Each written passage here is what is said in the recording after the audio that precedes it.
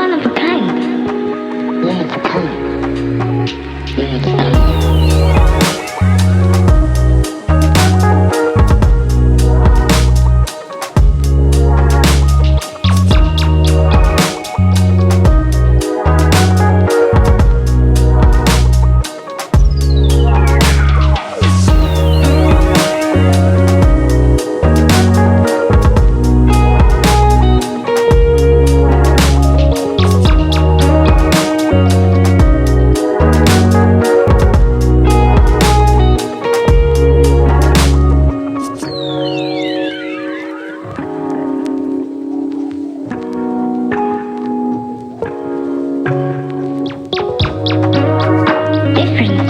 Doesn't mean anything bad. It just means that you're special. You're one of a kind. One of a kind. One of a kind.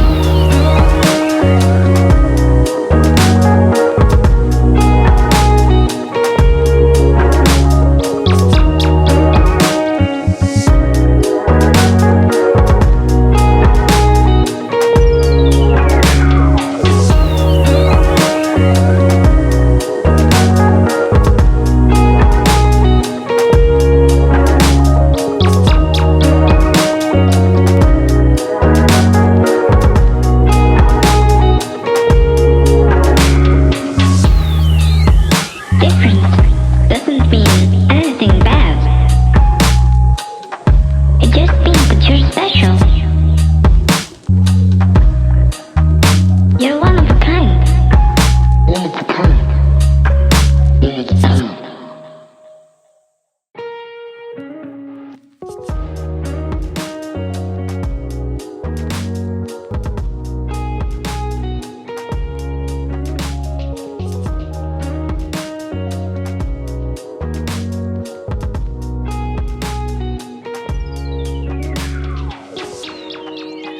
Different doesn't mean anything bad. It just means that you're special. You're one of a kind. One of a kind. One of a kind.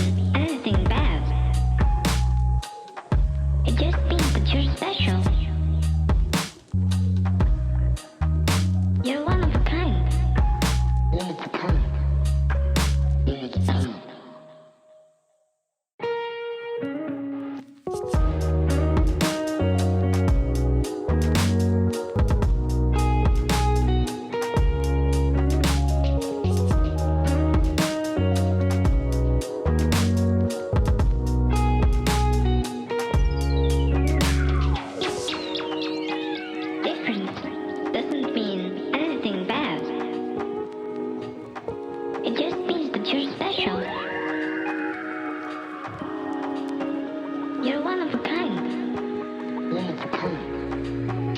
One of a kind.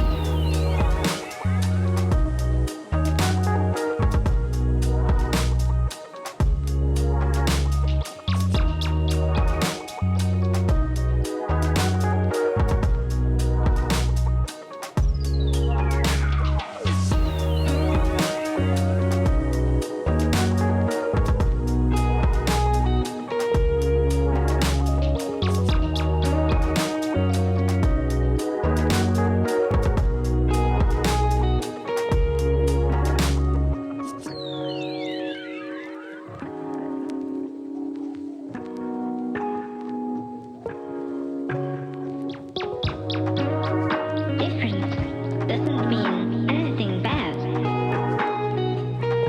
It just means that you're special. You're one of a kind. One of a kind. One of a kind.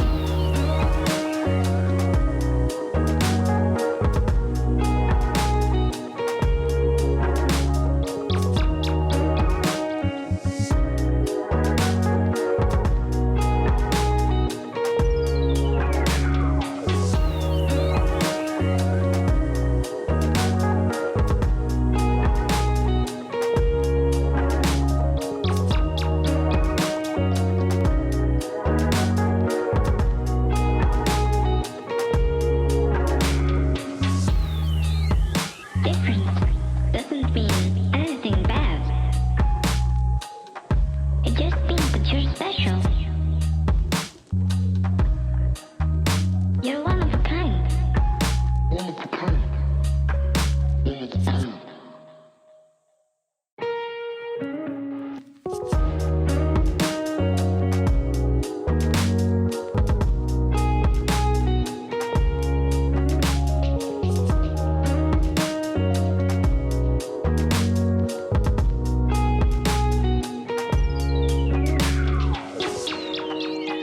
Difference doesn't mean anything bad.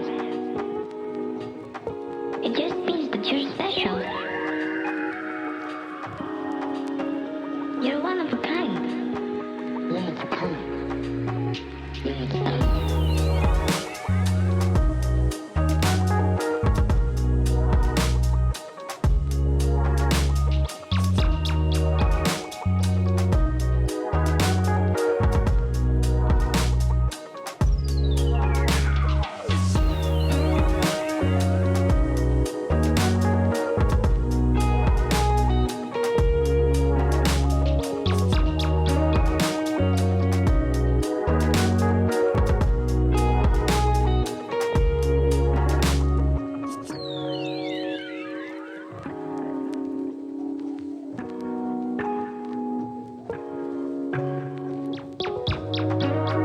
Difference doesn't mean anything bad. It just means that you're special. You're one of a kind. One of a kind. Hey, what's up, ASM family?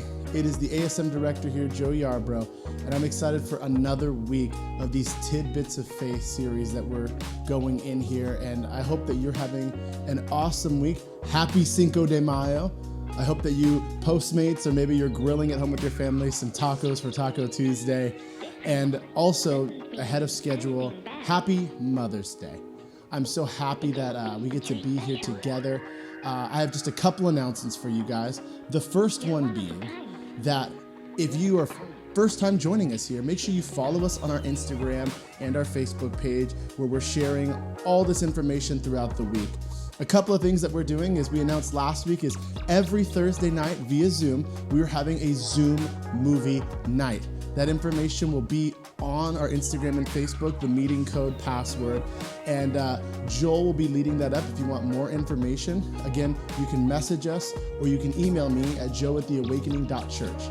We are so happy to be able to come together once a night and just have no agenda other than fellowship, to have popcorn from home and watch a movie together and just talk about life. Also for our middle schoolers, Sunday mornings, we have small groups for you guys starting after service. So about 10:30, we'll open up the chat and you guys can hang out in there and fellowship. And then once the service is over on our Sunday mornings awakening page, you guys can head on in and start small groups and messages with your leaders and such. Also, if you guys haven't already, we would love for you guys this Mother's Day, if you feel the need or you want to think of something really sweet to do for your mom, send it yourself in a video telling us why your mom is the greatest. And we're gonna put together a little cool video on Sunday to share with all the moms and email out. So if you have an awesome mom or awesome mom figures, stepmoms, aunts, adopted moms, maybe just, motherly influences, go ahead and just get your phone, make sure you turn it horizontal, and send a video in of why your mom figure, or anything we mentioned before is the greatest. Well, I'm excited that you chose to spend your Tuesday night here and to be able to dive into God's Word together. If you guys don't remember anything from today, remember this: I love you.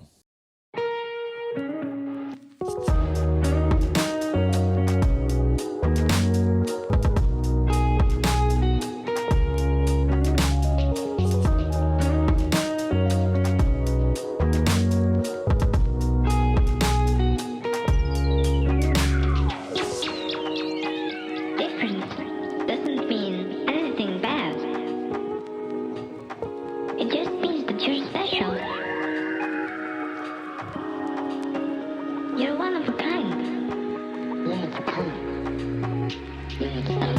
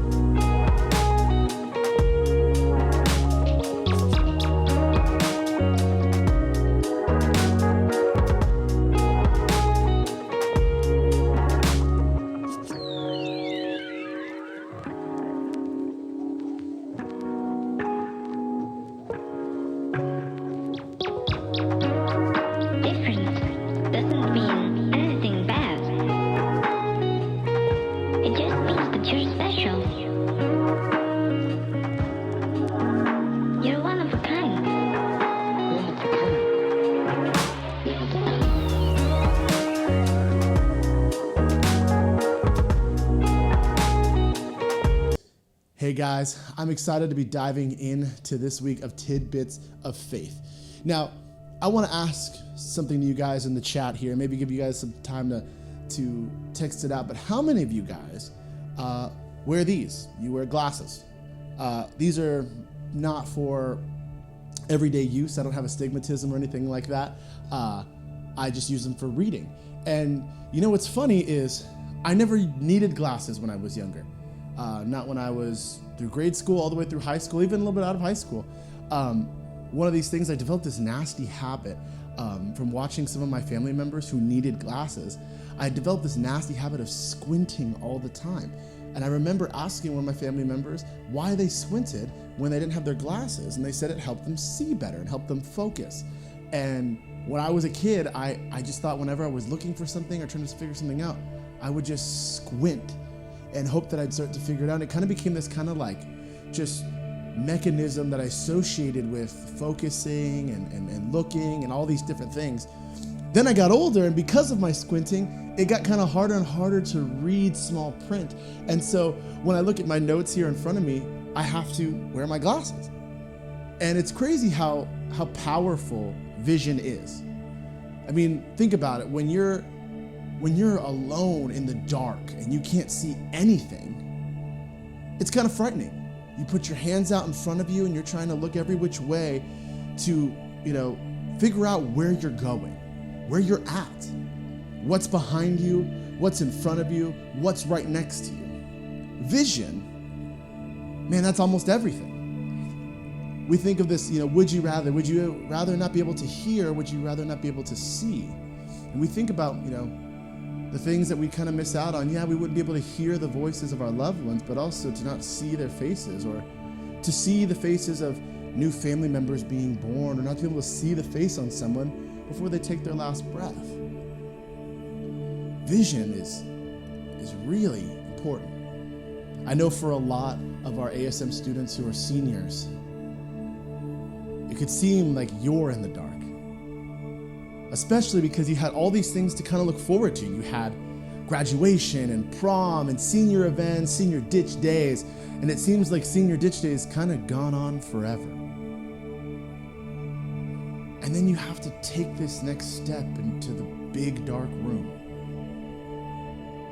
adulthood. Whether it's college for some of you, or straight into the work field, or maybe a gap year to figure yourself out. Maybe you're traveling. Maybe you're going right to trade school. Whatever it is, there's so much uncertainty, and it can make the world feel like a really big dark room. You see, God here in this place doesn't just want to bless ASM. He doesn't just want to bless the youth groups. He doesn't want to bless all the churches who are online right now. God wants to bless you, individual, where you're at right now. Bless you with vision, so that when we can come together as the church, that the church is blessed, that our communities are blessed, that our friends, our schools, everything is blessed because you're blessed. So let's kind of talk over this. We've talked about this before, but let's get deeper into it. What is vision? Now, we can easily say it's some glass that's shaped between some frames, whether clear or plastic, that helps me see better. Vision is what I perceive. But you see, vision is not something you see when your eyes are open. You see, that's sight. Rather, it's what you see when your eyes are closed. You see, a lot of us can have good sight, and if we have bad sight, we can fix that. But it's harder to have bad vision. And you're thinking, how is vision what I see, Joe, when my eyes are closed? I don't see anything. What we're talking about is the things you dream about, the vision of where you see yourself going. When you were starting off your high school career and you thought about, okay, what am I going to do after high school? Maybe you didn't even think about it until your junior year or beginning of your senior year. The vision is, where am I going to go? It's what you make of that big black dark room. When you close your eyes, that's almost a perfect metaphor of adulthood. Just dark. But then you could start to perceive and think of where you're going. You see, vision is seeing your homework and your grades and then closing your eyes and see yourself graduating with all your peers. You see, vision is seeing yourself making new friends even though you are so cripplingly shy. Vision is so much different than sight. In Proverbs 29:18, it says here, where there is no prophetic vision, the people cast off restraint. But blessed is he who keeps the law. Now, I personally read out of the ESV, the English Standard Version, or the Holman Christian Standard, sometimes the NIV. But I love this translation that the Message uses, which is a great tool for you guys that have never really got to dive into the whole Bible. It really breaks down a lot of these things and makes it as simple as possible. And in the Message, I like this version. It says this: if people can't see what God is doing, they stumble all over themselves. But when they attend to what he reveals, that's when they're the most blessed. You see, how vision works is in three ways. First thing is that vision always exceeds our expectation. It's like that paradox. Think of how great God is. Try to imagine how fully amazing and great he is. And he's greater than that. It's like when someone tries to describe to you their favorite food. Like think of your like a great steak dinner. It's like that, but better, you know? Vision should always exceed our expectation. If your vision is being in a quarantine in a dark room, that will be your future. But true good vision will exceed that. And it'll see you beyond your graduation. It'll see you in your careers, in your ministries, whether it's in vocational, leading people, pastoring, leading ministries, or your ministries, a new family that you start, your family, your friend groups. You see, the second thing is vision should also always ignite a fire. You know, I started this crazy journey, and right before we were in quarantine, I had this crazy vision, right? And I've always been a fan of pro wrestling. And right now in my garage, I'll put a picture in here so you can see it. And that's my garage, and it is wall-to-wall wrestling memorabilia. And you see, I always loved watching these crazy storylines pan out. I loved seeing just the crazy characters come to life. And one day I just had this vision of, what if I tried to do it? And I started training to do it. It hurt. It was hard, but for some reason, no matter how much my body hurt, I just couldn't miss a day. You see, vision should be like that, where it ignites a fire that even when the storms come, because they will, even when it hurts, because it will, it won't snuff out. It's more than just a spark. And the third thing is that vision will always be stronger than any doubt. You can have these visions of your career, your dream job, and people can doubt you. But if there's doubts in that, you need to check your vision and try to see what happens.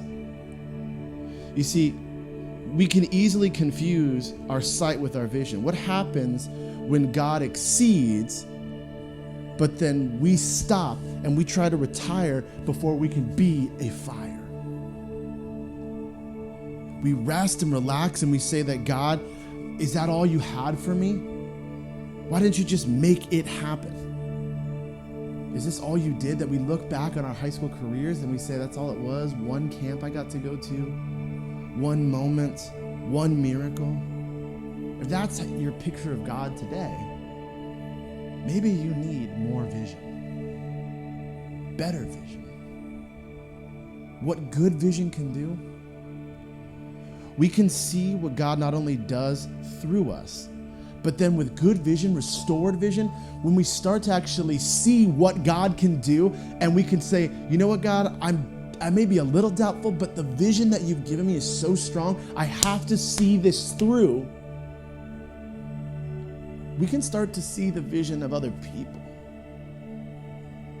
And I'm speaking as a witness. Every single senior, every single new middle schooler. And for a moment, just to you seniors watching, most of you have been in this ministry for your whole high school career. And I've watched you make mistakes. I've watched you have successes. I've watched you laugh, make me laugh. I've watched you cry.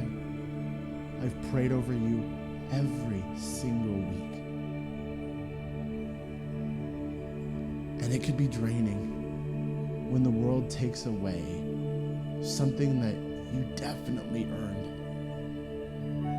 And with that, I pray that you understand there is more to be seen. God has a vision for you, and that may you be able to see through this vision and tell other people of the goodness of God that comes on the other side of it. For new middle schoolers that are coming in, may you see that there's a vision for you, that there's a legacy left by these seniors so that you can experience more than just a camp and more than just a moment and more than just an awesome worship set, that you can experience Jesus, King Jesus. A good vision teaches you more about who God is and what he can do. And friends, He can do great things.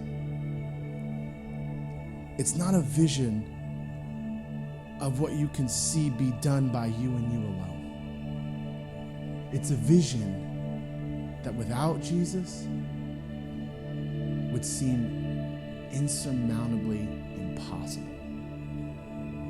But I believe, even in this season, God can give vision and make mountains out of what feels like pits. So my prayer is that this week you seek God's vision. So Lord Jesus, we lift you up in prayer, and we want to sing your praises, and we want to shout, God, show me and give me vision. God, I thank you for all the blessings that you've already given us. I thank you, God, for all the things that were so great that we almost took for granted as blessings and as visions, Lord. And so, God, I pray that you continue to instill that idea that, God, show me your vision. May that be our prayer continually this time. God, I see a vision that comes through the storm. I want to see the other side, and God, help me see that more and more. So, Lord, I pray a blessing on every student. I pray a blessing on every person. God, I pray a blessing on our valley. I pray a blessing on our nation, God. May we seek your face. We ask this in your blessed and holy name. Amen. If you guys don't remember anything from today, remember this. I love you, and keep praying for vision.